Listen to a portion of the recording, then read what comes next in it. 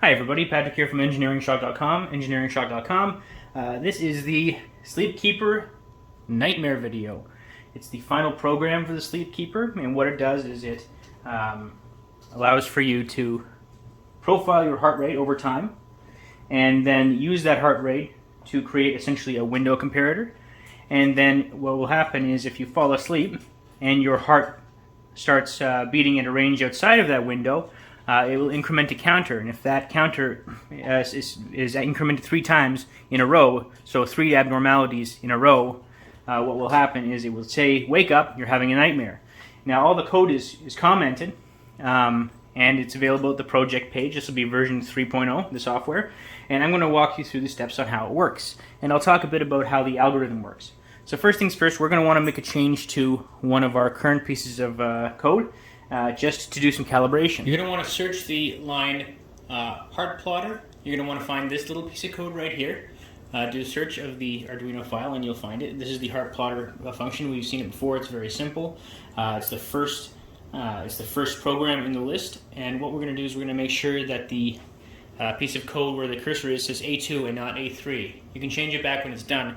A3 allows for us to change the gain on the heart rate. But we're going to want to leave it at A2, which is a fixed gain. Now what you want to do is you want to upload the code to the Sleep Keeper, and then you're going to want to open the serial monitor. And this is what we'll cover next. Serial monitor, if I open the under tools, the serial plotter, it should cause a reset. And nothing's going to happen, so don't worry right away. Select program. There we go, there's a reset. Hopefully we can stay focused here. I apologize if you hear any background noises. I've got a cat and a puppy chasing each other.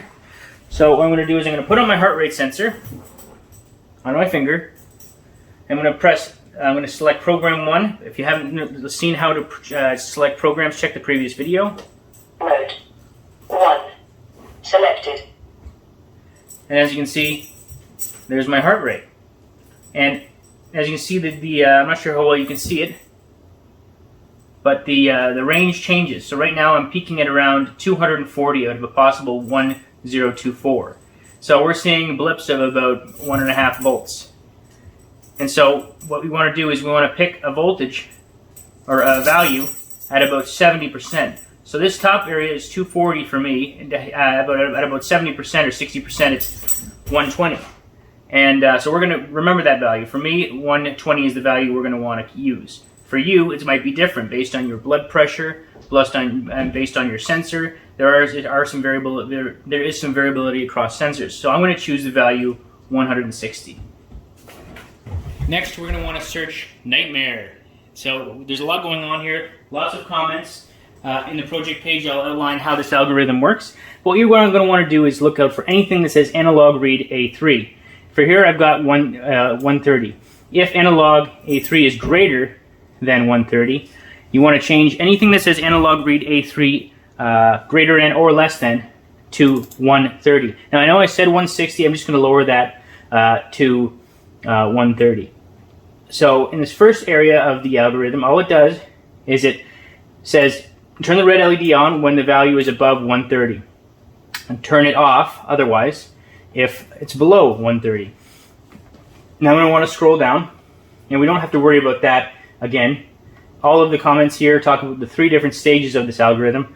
But again, if you want the summary of the algorithm, I'll have it in the project page. So if I scroll down to profiling, this is the second area of the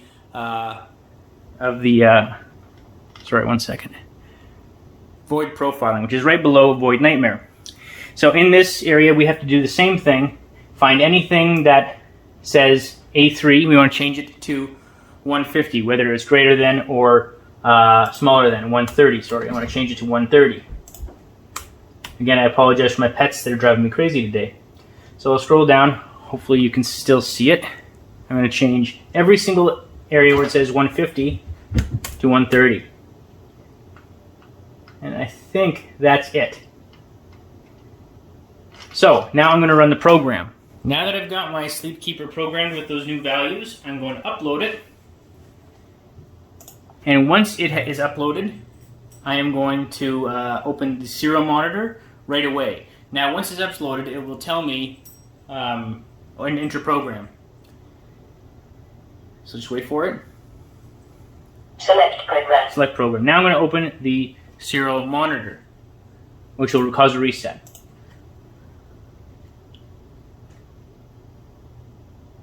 Select program. Okay, so now as per the menu previously, we're going to want to press the SW2 button until it blinks 6 times. 1, 2, 3, 4, 5, 6. Mode 6.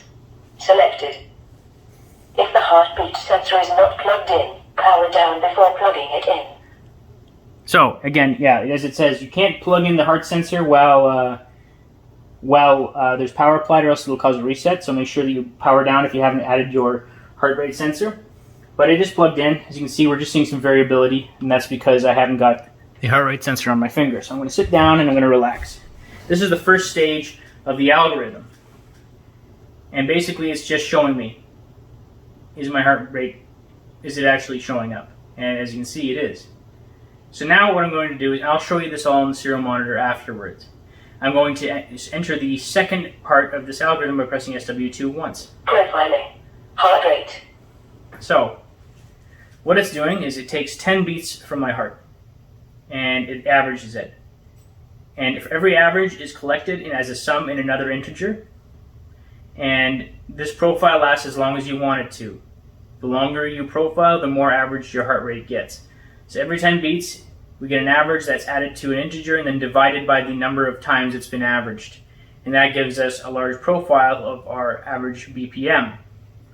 Now, after a while, once you press the button, it discards the last reading, because it might be mid-reading, it might not be, because you pressed a button, it might have tripped something. So it discards the last reading, which is totally fine. If you leave this for a while, watch some TV, it'll give you a good profile, but you can end it at any time. And the information is all being logged to the serial monitor, which is why I'll show you in a minute. I just wanted to show you the board. So now I'm going to press the cell button 2 to go. I figured right now I've got about 5 averages. That's not ideal, but it's just a few. So I'm going to press and hold the SW2 button until it says something. Or until, sorry, the serial monitor. Now we're in the third stage. It's actually waiting. And basically what it does is it took that profile, that average BPM, that large average BPM, and it created a window of plus 10 and minus 10. So anything within that window is considered normal. Anything outside of that window is not normal. And if you're sleeping or you're resting and your heart rate goes above or below that threshold after 3 samples in a row, what will happen is it will say, wake up, you're having a nightmare. Otherwise, if you get 2 abnormalities and then no issue, it'll just reset back to 0. So it's a counter. And so what I'm going to do is, since nothing's happening, I'm getting no issues, I'm going to take my finger heart rate sensor off just to simulate this, and I'm going to touch the sensor repeatedly with my finger. It's a false reading, but I'm going to keep doing it to simulate a fast heart rate. And I've got two abnormalities in a row. Wake up. You were having a nightmare. And then it resets. It resets that part of the code. We're still stuck in the third part of the algorithm, but it just told me to wake up, so it's going to go back to normal. And so I'm going to go back to just normally put it back on my finger, and that's my heart rate again. So it'll keep doing this. We have to get 3 abnormalities in a row. So for every 10 heartbeats, it gives you a reading. Is it abnormal or not? And if it's not, then it resets the counter. If I get 3 abnormalities in a row, that's when it will tell me to wake up, I'm having a nightmare. Now remember, if you don't want to use an external external speaker, unplug your stereo connection to this jack. Plug a 2-pin header jumper on here, on this jumper right here, and then you can connect your speaker attachment here, and that will allow for you to put that under your pillow if you'd like. So again, I'll open up the serial monitor. I'll show you what it looks like from this angle, from the serial monitor. I'll plug in my heart rate sensor on my finger. I'm going to select program 6 by waiting until it beeps 6 times, blinks 6 times. Program 6. Mode 6. Selected. If the heartbeat sensor is not plugged in, power down before plugging it in. My speaker is pretty terrible. You can use a better set of powered speakers. Mine are low on batteries. In any case, right now it's just showing me my heart rate. So I'm going to just skip that because it works. I'm going to skip that by pressing SW2. Profiling. Heart rate. So now it's going to take the samples every 10 beats.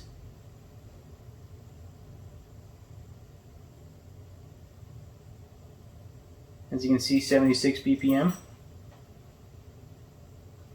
And that is being added to these values are being added to an integer as a sum. So 76 plus 74 plus 78. I can stop this profile at any time. All of these samples are being sent to an integer as a sum, adding each time. And every time there's one added, there's a divisor. So the divisor is currently 4. So when I end this profile, all of these values will be added together and divided by the number of samples to give us an average. So let's stop it after 6. I'll stop it, and it gives me my information in my window.